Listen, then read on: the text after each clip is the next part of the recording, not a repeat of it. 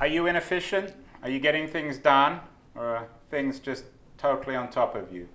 You're one of the majority, I think, of our viewers who are not doing as much as they'd like. We have a treat today. We have David Allen, world famous guru on getting things done. David, welcome to TechCrunch TV. Delighted to be here, Andrew. Thank you. So for everybody out there who aren't getting things done, how have you become such an expert in getting things done? I am the laziest guy you ever met. And I also like to be able to afford my house. So You don't look very lazy to me, and you certainly don't behave in a lazy way. Well, you know, come on, all the coolest things we're all experiencing were actually created by the lazy people that wanted to get something done with less effort and more class, ease, and elegance. I mean, the last person I'd ever want to listen to talk about productivity would be somebody who's into working hard, because they want to have tested the frontiers I have. I mean, that's why I think my stuff has sort of taken off or took off in the tech world a lot, because tech people are pretty much almost as lazy as I am, not quite.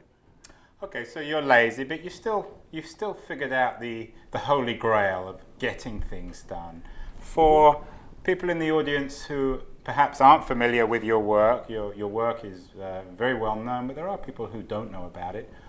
What is your system? What is your method? What is your secret? Basically, keep any potentially meaningful thing to you out of your head, out of your psyche, outside. Sooner than later, decide what outcomes and what action steps you're committed to do about any of those things. In other words, what they mean to you.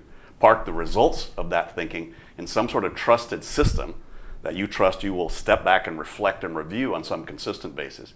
And make sure you're looking at addressing all of your own commitments with yourself at the multiple levels you've made those commitments, and step back and make an intuitive choice about what you do and what you don't do. Basically, that's it. What are you supposed to do? Write it down? Absolutely. Well, you get it out of your head. You can write it down. You can talk it into an answer machine. You could write it on your arm. You could do something with it. But the big problem is that most people are still trying to use their psyche as their system for remembering and reminding. And there's no way you can do that. You will then be driven in some way by the latest and loudest thing, as opposed to the thing that is most directly what you want to get done and what you need to get done, and what, you know, and we all get stuff done. Come on, you wouldn't be even listening to this or sitting here and watching TechCrunch unless you got certain things done.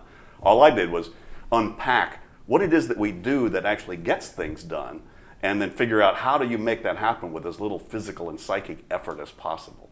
So you need what? Your brain to overcome your psyche? Is that how it works? Well, what you need to do is free up your psyche to be making intuitive decisions. In other words, if I'm sitting here I've got 32 people I need to call, or I've told myself I want to call. If I'm trying to keep that in here, I'm probably going to call whatever the latest and loudest pops into my mind about. If I write all those down, if I objectify those commitments, and I get up to a phone and say, I got 15 minutes, you know, that's the one I want to call. Now I'm accessing intuitive intelligence, because my psyche is not trying to keep track of all the options and remember and remind those. It's actually a very mechanical process. It's subtle, but it's just a mechanical thing. Your psyche is not designed to try to keep track of all of those options and organize those in some appropriate, meaningful way so that you trust your decision. So your mind needs to be freed up to make that choice. So you're a teacher of self-mastery? Well, I guess so. I mean, in a sense, that's all time management. Time management is just because people who were paid a lot of money, you know, hate to admit that they need help in managing themselves, so they call it time management. But that really is all it's about. And it's not really about managing all the aspects of yourself, your emotional states or otherwise. It's really about managing, am I doing what I think I ought to be doing, given all my commitments in life? That's your good days are better. You know, you have a good day when you finish writing something you really wanted to write, and you feel you're there. It's like, wow, that was a good day. So the issue of time management didn't even pop into your head. It only pops into your head as an issue if you're feeling somehow things are not as under control as they need to be, or I'm not as appropriately focused on something as I need to be. Those are the two issues, are control and focus. What do you teach people about bad days? The bad days, well, it's a good question. What turns a bad day into a better day is to go through the stages of how you get things more under control. And I don't mean control like trying to control your spouse or your company or the world, good luck. I'm talking about having things under control, like your email or your desk or your writing project or something. So having it under control, and I just uncovered what are the 5 stages we all go through to get either your kitchen or your country or your company under control, and I defined what those stages are, and each one of them has its own best practices and its own tools, very specifically. So the first thing you do is dump stuff out of your head that's bothering you.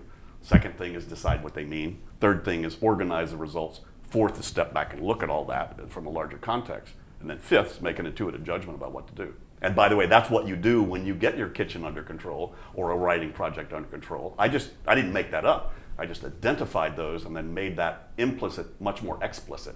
And then really good techniques that you could then use to make sure you do each one of those much better.